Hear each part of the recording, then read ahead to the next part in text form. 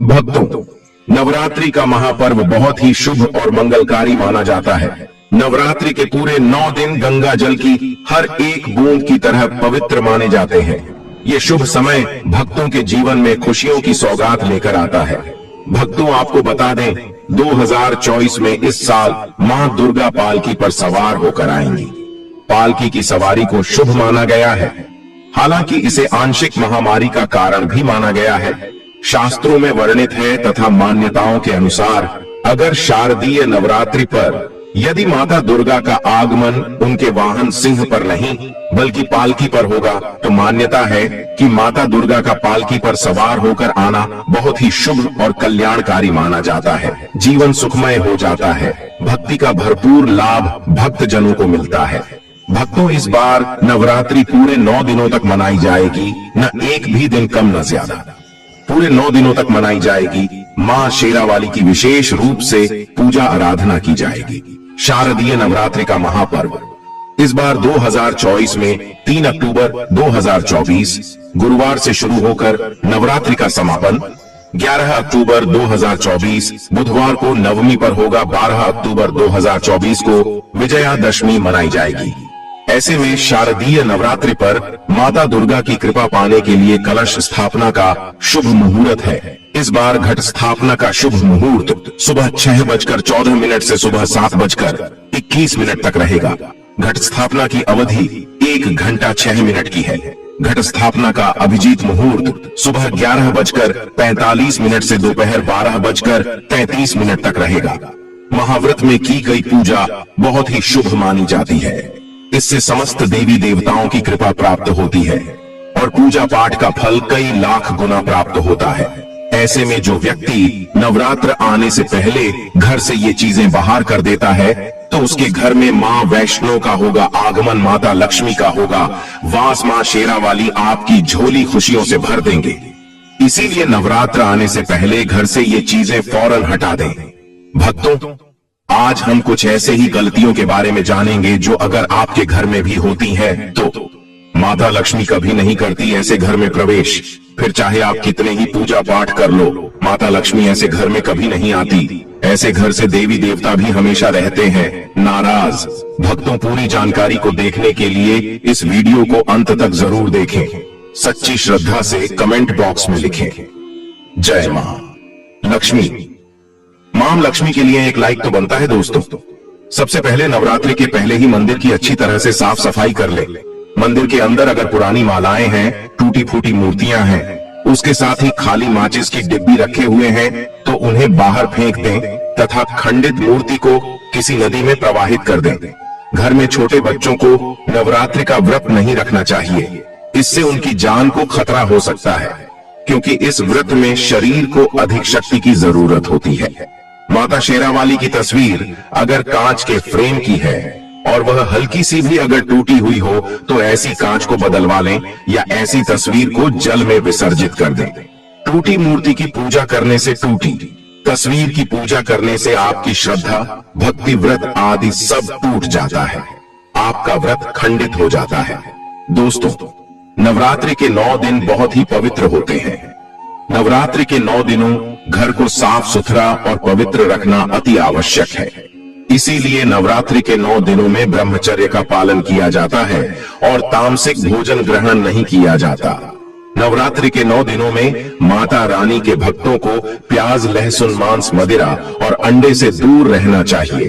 अधिकतर भक्त नियम का पालन भी करते हैं लेकिन वह एक गलती कर बैठते हैं। वो नवरात्रि के 9 दिनों में अपने घर इन अपवित्र चीजों को रख लेते हैं। ऐसा भूल कर भी नहीं करना चाहिए। भागवत पुराण के अनुसार नवरात्रि के 9 दिनों तक माता रानी अपने भक्तों के घर में वास करती है।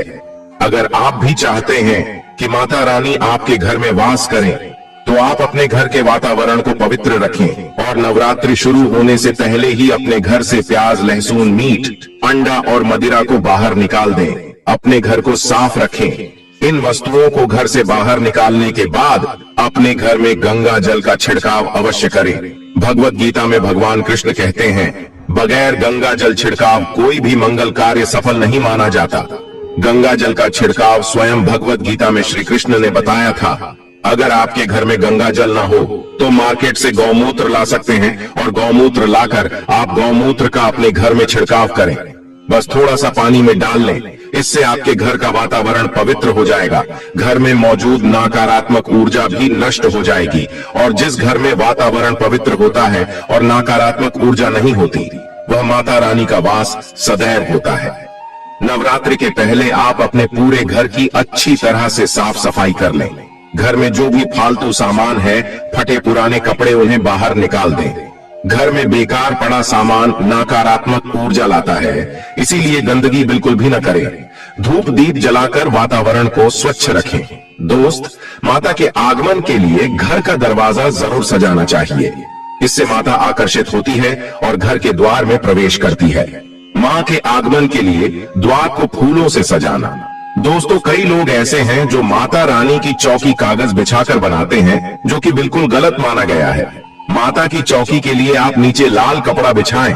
काला कपड़ा और सफेद कपड़ा भूलकर भी नहीं बिछाना चाहिए। ध्यान रखें, कपड़ा फटा भी नहीं होना चाहिए। भक्तों, अगर आपके घर में देवी देवताओं की खंडित मूर्ति, दिया या फटा हुआ चित्र अगर हो तो उसे किसी पवित्र नदी में विसर्जित कर दें, क्योंकि ऐसी मूर्तियां और चित्र दुर्भाग्य लाती हैं। देवी देवताओं की खंडित मूर्ति की पूजा न करें और न ही उन्हें घर में रखें, क्योंकि उन्हें घर में रखना बुरा माना जाता है। भक्तों, वहीं अधिकतर लोग अपनी छत पर या घर के मुख्य दरवाजे के आसपास कबाड़ इकट्ठा कर देते हैं। ऐसा करना अशुभ माना जाता है।